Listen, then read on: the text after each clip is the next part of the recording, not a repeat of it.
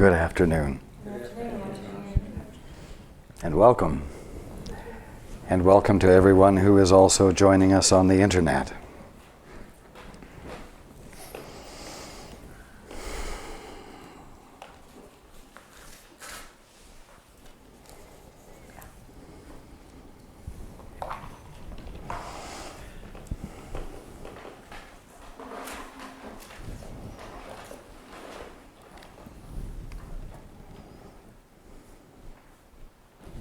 We will go right into the book.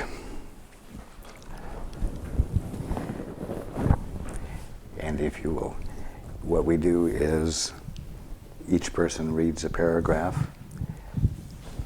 Nobody has succeeded in reading a paragraph without my interrupting. But once you have finished the paragraph, then pass the microphone on to the next person.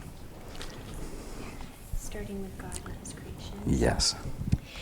God and his creations remain in surety, and therefore know that no miscreation exists. Truth cannot deal with the errors that you want. I was a man who remembered spirit and its knowledge. As a man, I did not attempt to counteract error with knowledge, but to correct error from the bottom up. Okay.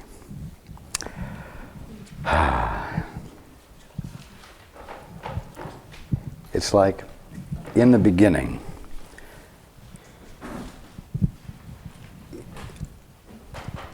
or everything in its original, unaltered state, even at this moment, remains in surety. God and His creations, even at this moment, remain in surety, and therefore know that no miscreation exists as a fact, even though you all seem to be suffering from miscreation. Truth cannot deal with errors that you want. That's why your good can't be inflicted upon you by those of us who are awake. What you want, you will seem to have. And you will seem to have it until you no longer want it. But as long as you want to pay attention to and value your own perceptions of the kingdom of heaven, and as long as you want to call those perceptions a world and universe that started from a big bang and are purely physical, that is all you will see. It's very simple. I was a man who remembered spirit and its knowledge. And I'm going to play on the word remembered there. I was a man who remembered spirit, who rejoined spirit, you might say, and its knowledge. Well, we've been talking for some months now about remembering, rejoining. In other words, abandoning the fascination you have with your concepts about what the kingdom of heaven is. The willingness to abandon mutually agreed upon definitions that you have with each other about what everything is, and turning toward the altar. Giving your attention to that place of excellence in you. And without bringing to that place your best ideas, your best judgments, your best concepts, you allow yourself to be innocent, empty of preconceptions, with a desire to know of God, of that place of excellence in you, what truth is. That's how you rejoin. And we've also talked about a very important next part to that, which is being willing only to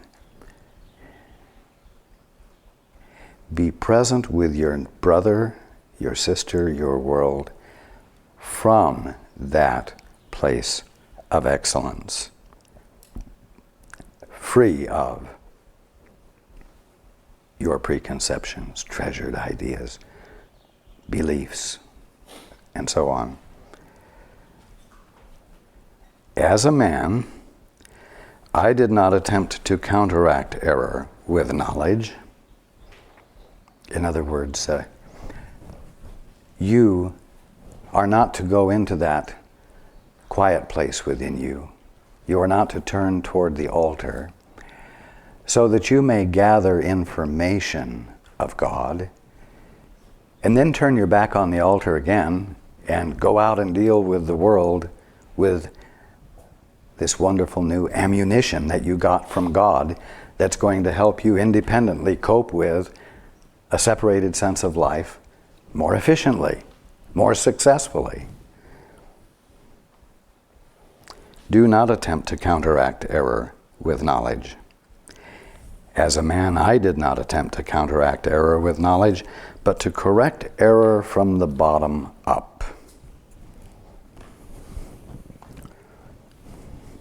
How many of you have read that sentence and thought, I wonder what that means?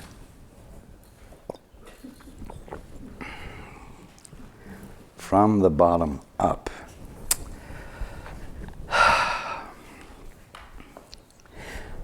To do it from the bottom up means to abandon the initial mistake, to undo the initial misstep. And the initial misstep was to turn your back on God and say, I'd rather do it myself. I'd rather decide what this means. I'd like to give this event an entirely different meaning from the one you're giving it, God. In other words, the initial misstep was that you decided to think for yourself. Perceive for yourself. And the way you undo error from the bottom up is to stop thinking for yourself. To stop valuing your independence. To stop insulating yourself from and against God.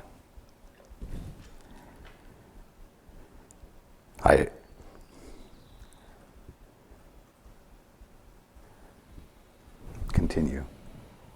Can I ask you? Not yet. I demonstrated both the powerlessness of the body and the power of the mind. Okay. I demonstrated both the powerlessness of the body. I want you to understand that that statement doesn't mean I demonstrated the non-existence of the body. I demonstrated the powerlessness of the body and the power of the mind.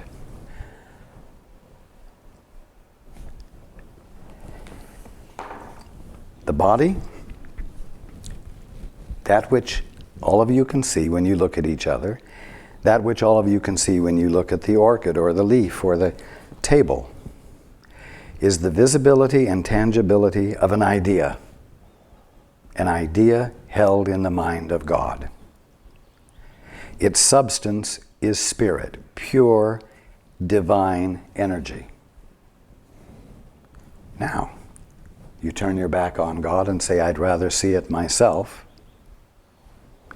And this independent stance and the uneasy undercurrent or the uncomfortable undercurrent that accompanies the choice to see things in a way that is not natural to you,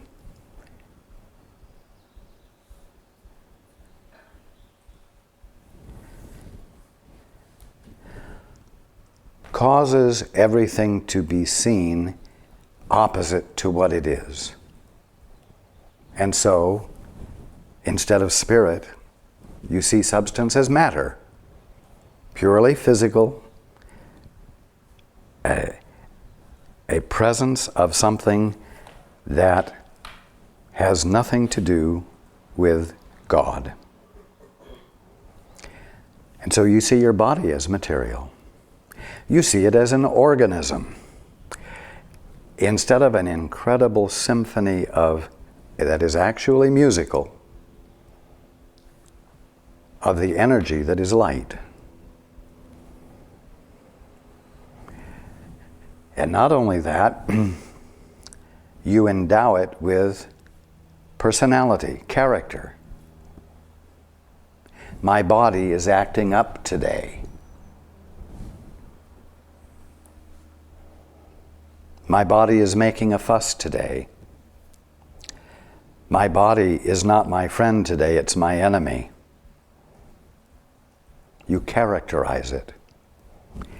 And in the characterization, you attribute to it power that it does not have.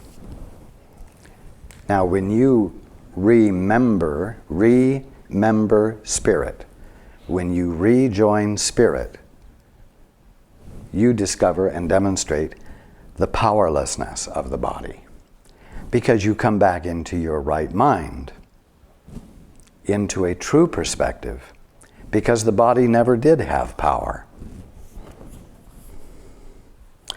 So in remembering spirit, I demonstrated both the powerlessness of the body and the power of the mind.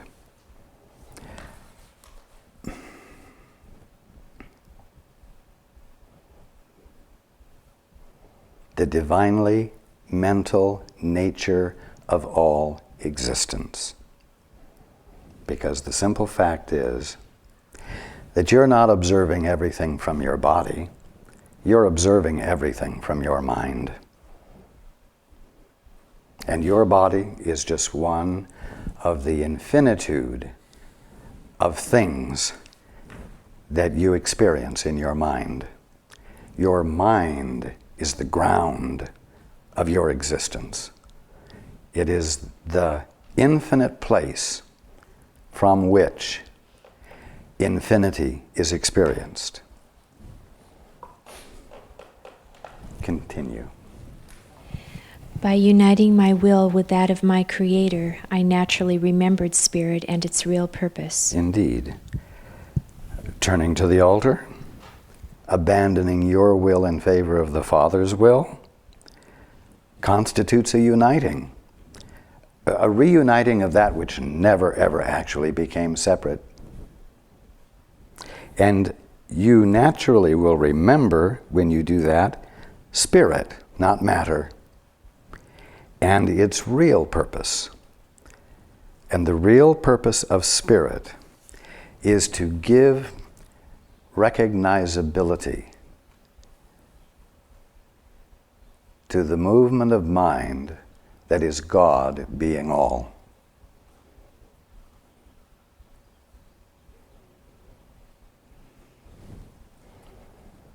Continue. I cannot unite your will with God's for you, but I can erase all misperceptions from your mind if you will bring it under my guidance. An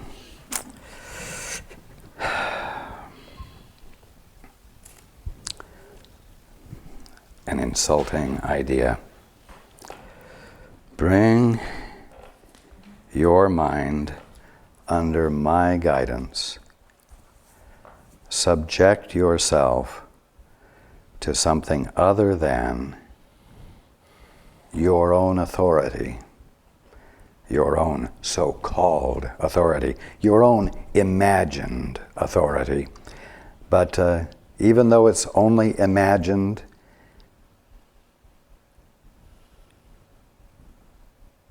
it is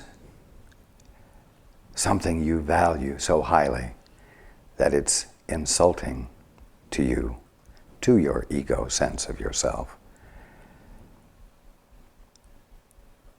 To have to abandon it as the central point from which you exist. It's hard enough to cooperate with your brother or your sister or your husband or your wife. But to have to do it in an ultimate sort of way, with someone who knows the truth more clearly than you and therefore can appear to you to be superior to you, is not an easy thing to willingly embrace. And yet, since last June, that's all we've been talking about. And you know what? It constitutes a new way of being. It constitutes your making a fundamental shift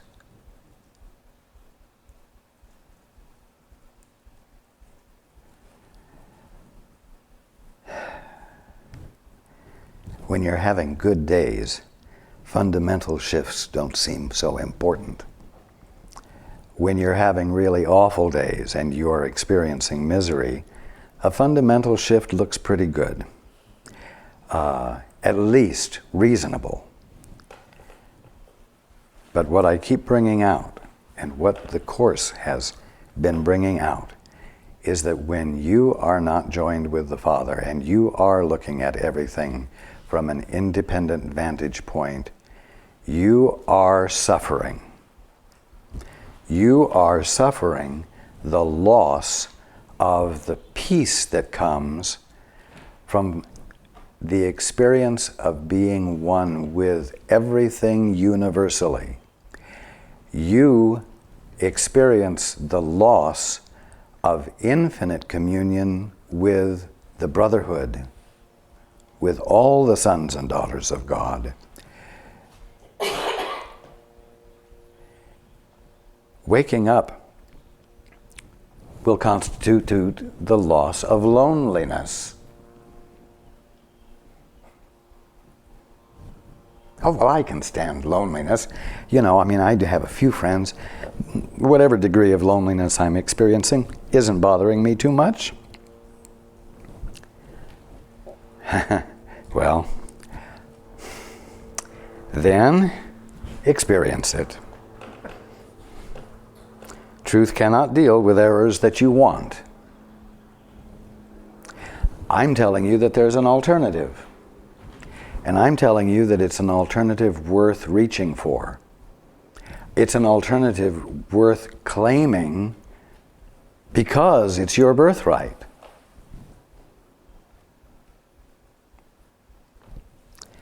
I cannot unite your will with God's for you, but I can erase all misperceptions from your mind if you will bring it under my guidance.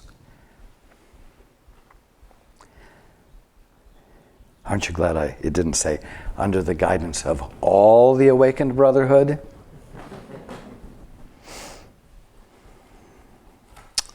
At least you only have to deal with me.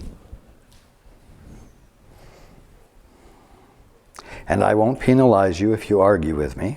And if you delay, if you procrastinate, I will not chastise you, punish you. But as long as you continue to return to me and continue to inquire as to what truth is, and continue to want to have any misperceptions you're suffering from erased, our brotherhood and camaraderie will accomplish that.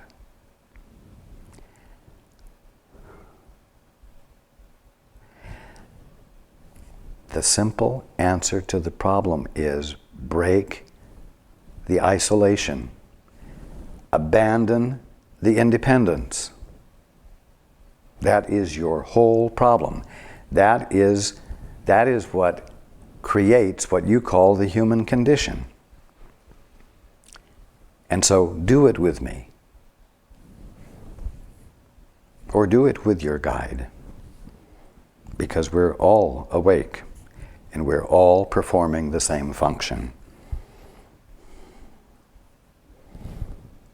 Continue. Only your misperceptions stand in your way. That's all. That's the only thing that stands in your way are your misperceptions.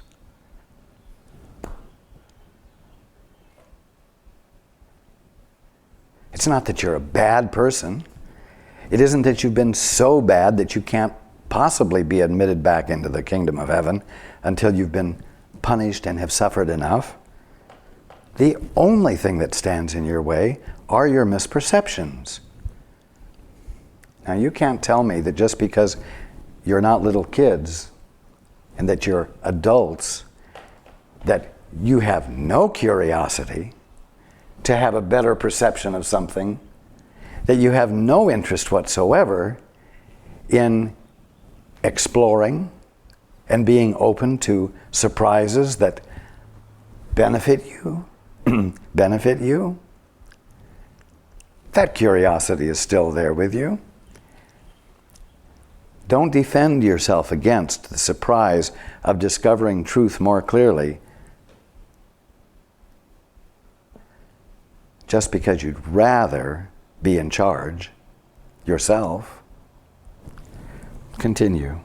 Without them, your choice is certain. Sane perception induces sane choosing. Again, that sentence.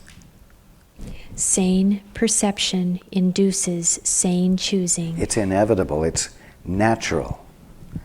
Sane perception, even though it's not knowing, even though it's not knowledge, induces sane choosing. Continue. I cannot choose for you, but I can help you make your own right choice.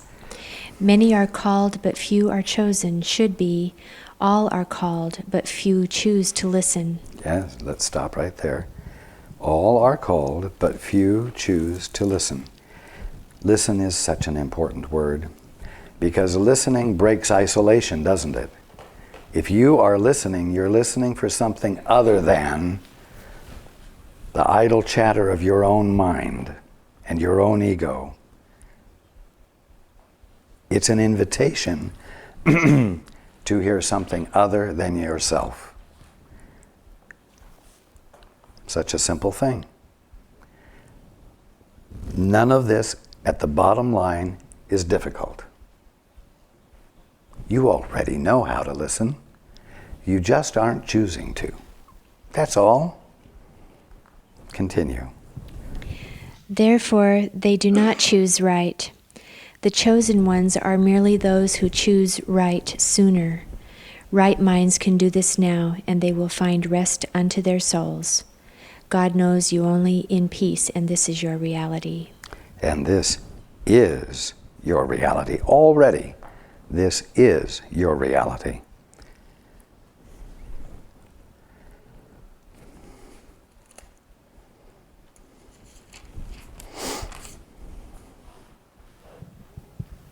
Okay. May I, Yes, you may. Miscreations, is that equal to misperception or mutually agreed upon concepts when it says miscreations? Miscreation is like a nightmare. It's a fantasy. Right, but I'm going to use this term for clarification. There's no basis in matter. In other words, I don't look around and see a miscreation in the physical form, do I? It's just all in my head. Is that, you see what I'm getting at? When it comes to disease, you are seeing miscreation in physical form. I see. You are having a delusion. And others who see the same thing are those joined in a mutual delusion, a mutually agreed upon false definition. Could we And carry... the moment one realizes that the substance of all form is spirit and is therefore not physical and not governed by what have become called the laws of matter, physics, instantaneous healing can occur, because what you are seeing is not apparently held to a false structure of rules in your mind. And so what you had called physical form, when you have abandoned it to what it truly is, can shift form instantaneously, effortlessly, and comfortably, painlessly. Continue. Yes. If I said a weapon of mass destruction could be a miscreation, is that going too far afield from the point that you're trying to make? Do you see what I'm getting at? Or would you say there is such a thing as a miscreation that winds up being like a weapon of mass destruction, or a, A weapon of mass destruction is nothing more than a form that everyone has mutually agreed upon to define as that which can bring great, devastating harm to a great number of people or a great area of land. That's still nothing more than an imagination, an idea that is being held by everyone, and by holding it, everyone is confirming it and holding it in place. And I will tell you this, only those who are agreed to that definition will suffer from, shall I say, the detonation or the implementation of a weapon of mass destruction. You can have SARS, you can have whooping cough, you can have measles running through the community. But those who have not bought in to the definition and understand that they are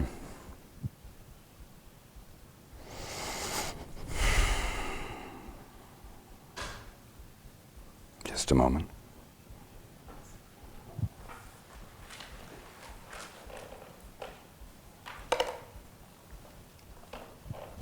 That they are not subject to such a belief structure, because they're subject to the laws of God, and who have even a rudimentary concept of their body as being the substance which is spirit rather than matter. They won't get SARS or whooping cough or measles. Even those who might seem to experience the first stages of any of those diseases, who catch it and recognize that they're buying into it and refuse to, will find those first few symptoms immediately or rapidly disappearing. You only suffer from the rules you have agreed upon and that you're committed to, because there is no matter at all. My point is that no matter how strong the belief is, matter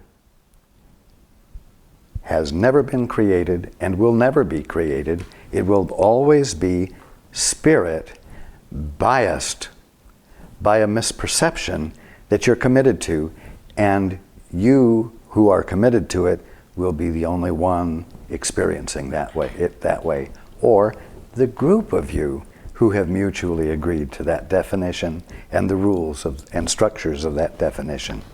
You see? Yes.